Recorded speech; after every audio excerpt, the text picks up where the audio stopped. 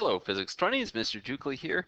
Today we are going to talk about power and efficiency. This is actually our last lesson in Unit 4, which is pretty exciting. We're moving forward. So, yeah, power and efficiency. So well, you know what? Let's just jump into it.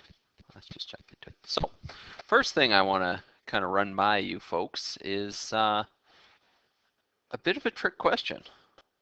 So which route requires the greatest work and thus needs the most gas? So we can assume that these vehicles are all the same type of vehicle. We can assume that they're all traveling at uniform speed. I think that's kind of important as well, or uniform velocity. So we've got vehicle A, vehicle B, and C. A needs to take this path straight up the steepest part of the hill. B takes this long, winding, zigzagging path up to the top, and then C is sort of in the middle there. So think about that for a second. Which one takes the most work to get to the top, or does the most work to get to the top? Now, if you're saying that they all take the same amount of work, you are spot on. So let's think about this.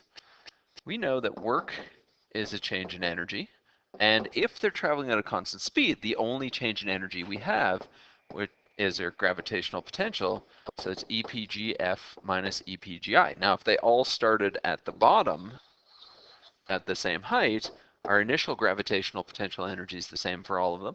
Their mass is the same for all of them. They're all going up to the same height, and therefore they all take the same amount of work to get to the top. Now, you may not have seen that one, but you knew that there was something different about path A, B, and C. The thing that you're probably thinking about that's different is the amount of, okay, this is all just explanations, is the amount of power that it took to get to the top, or the power outputs for each of them, because there's clearly a difference between those three routes. So power is the rate at which work is being done, or the rate at which energy is being converted. And that's our formula that we've got right here. Absolutely. So power is the work per unit time. So in other words, how much work is done in a unit of time, or how much energy is being changed per unit time. So how quickly we're doing work, or how quickly we're changing energy. Our units for this are a capital W for watts, or if we just kind of look at this, work divided by time, well, that's joules per second. So watts or joules per second. Cool. So W is also the same thing as a change in energy. It's the work done measured in joules, and T is the time in seconds.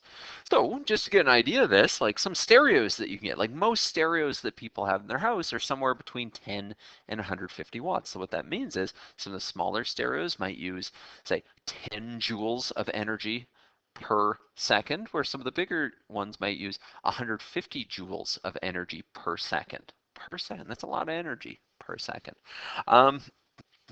Cool, that's good stuff there. I doubt anybody has a system like this in their house, a sound system like this in their house, but Nico might have one in our theater where it can use like thousands and thousands of watts every single second. So it's the rate at which it's turning, in this case, electrical energy into sound energy. Well, sound and probably heat. Light bulbs, same sort of thing. So you've seen the incandescent light bulbs. Those are the ones with the squiggly tungsten line in the middle. 60 watts. That's 60 joules of energy every single second. The CFLs that produce the same amount of light as a 60-watt incandescent are only 13 watts. And then the LEDs, let's see, I think LEDs are typically somewhere 4 to 6 watts, and they all produce the exact same amount of light. Right? So every single one produces the exact same amount of light. It's just the 60-watt bulb uses 60 joules of energy every single second.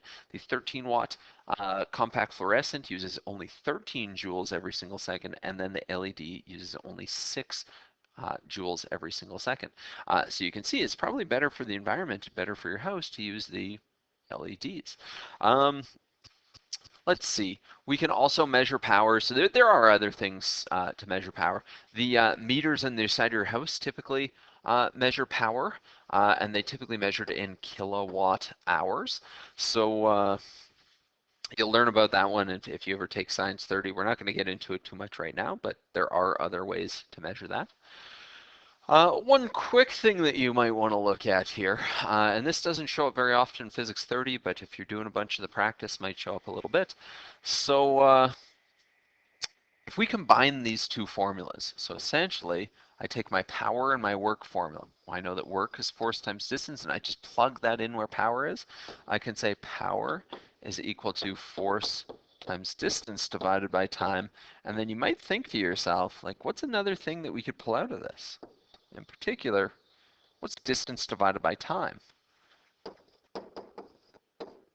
Yeah, that's right. So power, another way that we could measure it is force times speed. And you actually see that one on your data sheet as well. So just note that there is more than one potential formula there. Okay, efficiency. And I had a hard time not talking about those light bulbs without talking about efficiency. So efficiency is now our measure of how much energy a device loses as heat or sound, or in other words, how much of the good type of energy, your useful output energy, are you getting? And with those light bulbs, the useful output energy was light energy. So yeah, it's kind of what we're looking at. So it's really a ratio. Efficiency is always your output divided by your input. And it doesn't matter if we're dealing with work, if we're dealing with energy, or if we're dealing with power, right? It's always the ratio of what you're getting out, so your useful output compared to what you're getting in. And honestly, we usually represent this as percentages, and it's just like calculating a percentage on a test. So you get a test and the test was out of, we'll do easy math, 50, and you got, say, 40 out of 50, right? So your output on that test is 40. That's the useful things, the things that you got right. Out of the total input, all of the questions that you've done, 50. And if you wanted to turn that into a percentage, you would multiply that by 100, and that's equal to 80%. You are 80% efficient at answering those questions. We're doing the exact same thing, except with power and energy and work. So just kind of keep in mind, work is measured in joules, energy is measured in joules, power is measured in watts. So you can mix and match anything in this blue circle. I'm going to change it to a red circle actually. So you could do your output energy divided by your input work divided by your input energy, because they're measured in the exact same units, but you can't do that with power. It's got to be power divided by power. So one thing to remember, it's always your output over your input. That's sort of the big thing, output over input. Cool, so let's think about this. If a machine is 100% efficient, so let's say it's a light bulb. This would be a game changer, actually. But if I had a light bulb that was 100% efficient, that means that when I put 100 joules of energy in, I get 100 joules of light energy out. 100% efficient. All of the energy that goes in comes out in that useful form of energy. Pretty awesome. Energy out is equal to energy in. Unfortunately, nothing is 100% efficient. That's actually our second law of thermodynamics. So the second law of thermodynamics being, anytime energy is changed around, some energy is lost due to heat. So let's look at a car that's 25% efficient. If I were to put 100 joules of energy into that car, it would go to two places. If it's 25% efficient, that means 25%, or in this case, 25 joules is going to, and what is the point of a car? Motion. So 25 joules would be going to kinetic energy, and then the rest, so 75%, or 75 joules, would be going to heat, which is not at all the point of a car. So that 25% efficient, it tells us how much is going to that good type of energy, the type of energy that we want. Whatever else is typically lost as heat. Cool. Alrighty. So again, back to these three types of light bulbs. You know that LEDs are more expensive than incandescents, but when we actually do the math, and this is old math, things have only got better since then in terms of cost for LEDs. Way back when, I think this is from 1990 or something, when LEDs were brand new, a single LED was like $36. A CFL, single CFL, $3 or $4, and an incandescent about $1. That actually hasn't changed too much, about $1. Now you can get LEDs for, I think, like $2. I think at IKEA is one of the best places to get them, but about $2 for a light bulb. And you might be thinking to yourself, well, $1 versus $2, might as well go with the cheaper one. But look how long an LED lasts. 50,000 hours. Look how long an incandescent lasts. 1,200 hours. Even there, just knowing that light bulb would last a lot longer is going to save you some money. The amount of energy used over 50,000 hours.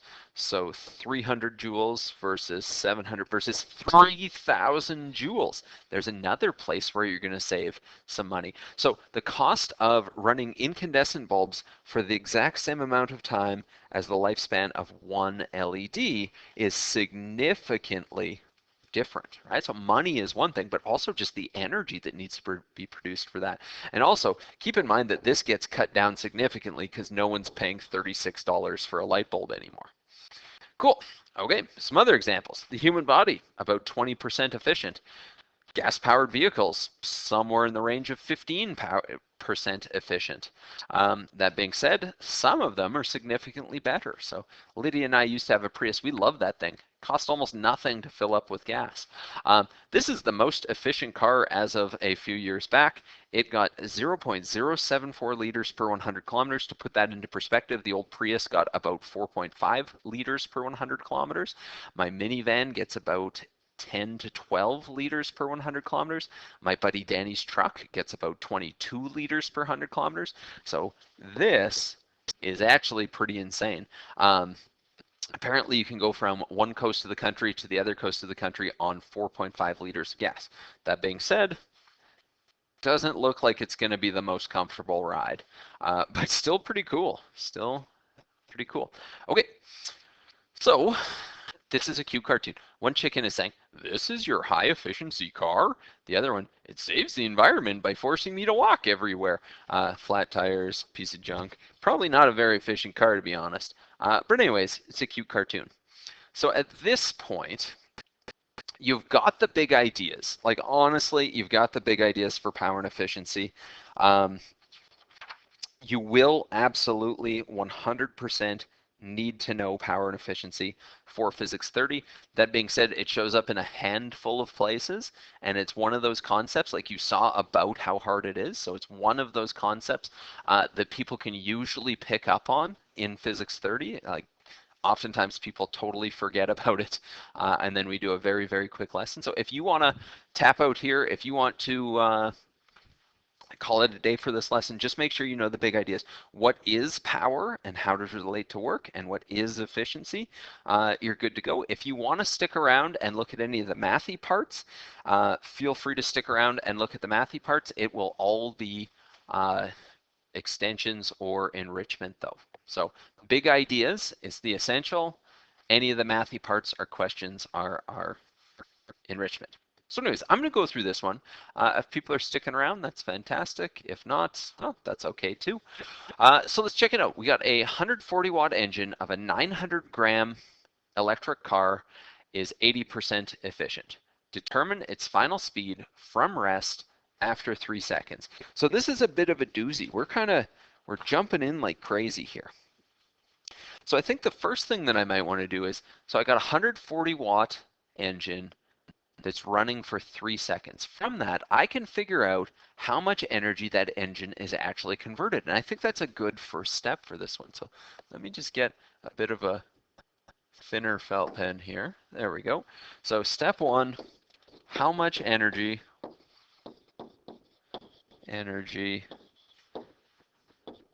is the engine converting?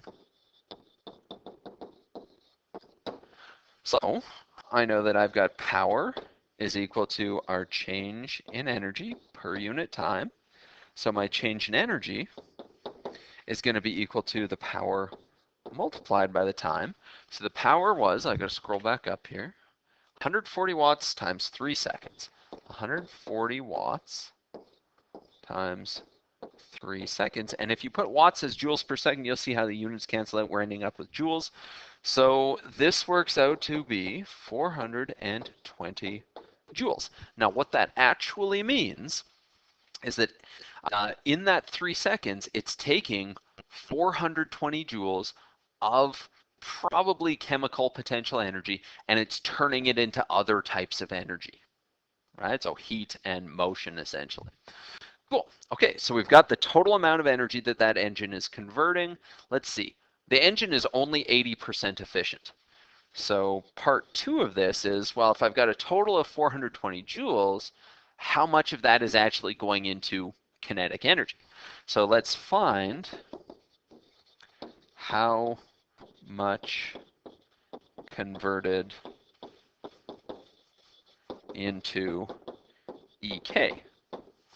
So my efficiency formula is going to be equal to my energy out divided by my energy in times 100%.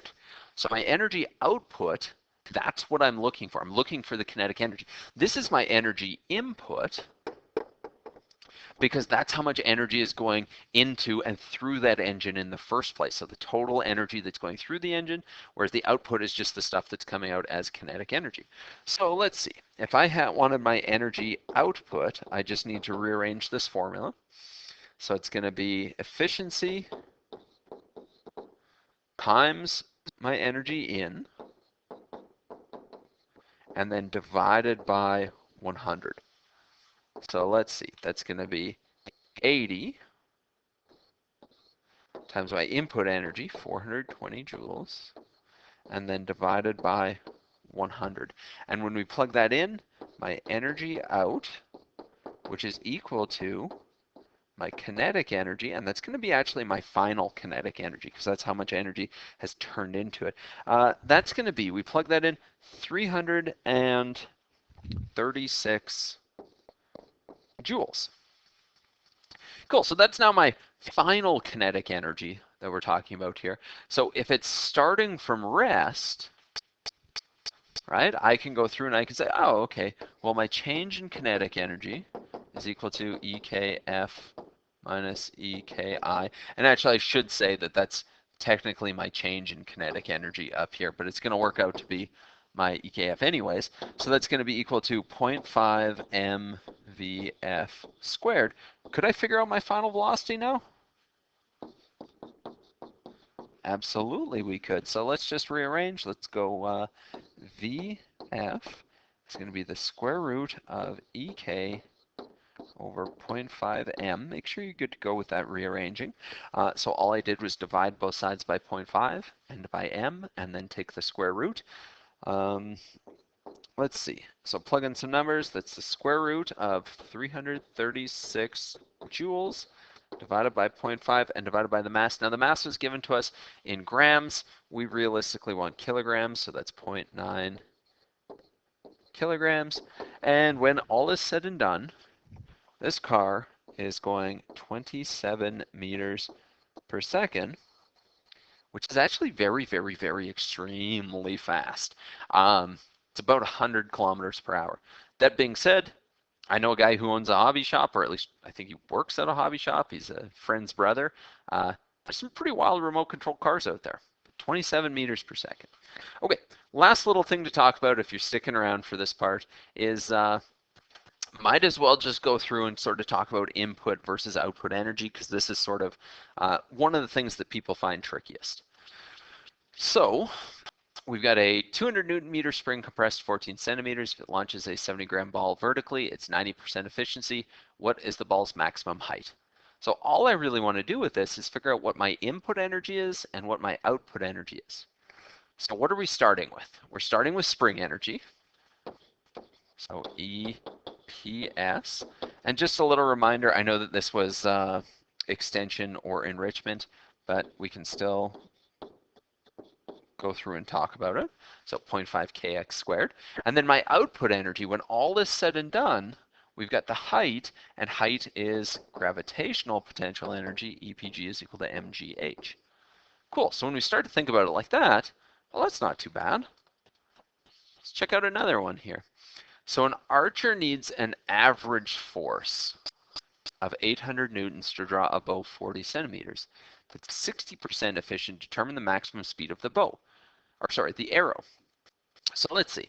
The input energy in this case, the person is doing work trying to distort that bow. So it's going to be the work, which is equal to the average force times the distance. So that's my input energy. My output energy, well, we're looking at how fast it's going, so the output energy is going to be my kinetic energy. Cool, so not too bad either. Let's see. We've got a 70 kilowatt motor pulling a 600 kilogram cab at a constant speed. What will the, oh boy, to what height will the cab reach? For some reason I've stopped being able to read, after 10 seconds. So my input energy is going to be equal to the work. This is a little bit harder to find though. I have to find it, and power is equal to work per unit time. So this 70 kilowatts, that's talking about sort of my input power, which corresponds to my input work, and therefore my input energy. So anytime we say that, like a 6-watt light bulb, that's the energy that's being used in total. So my input energy. My output energy, we're looking for how high it reached at a constant speed. So it's not actually, this input energy isn't actually changing the speed at all. It's just changing the height, which is going to be a change in our gravitational potential energy. Cool. So if you stuck with me here, that's awesome. I appreciate it. I appreciate that you're working hard and going the extra mile for the course here. That is it for this lesson. I will talk to you again soon. Bye for now, Physics 20s.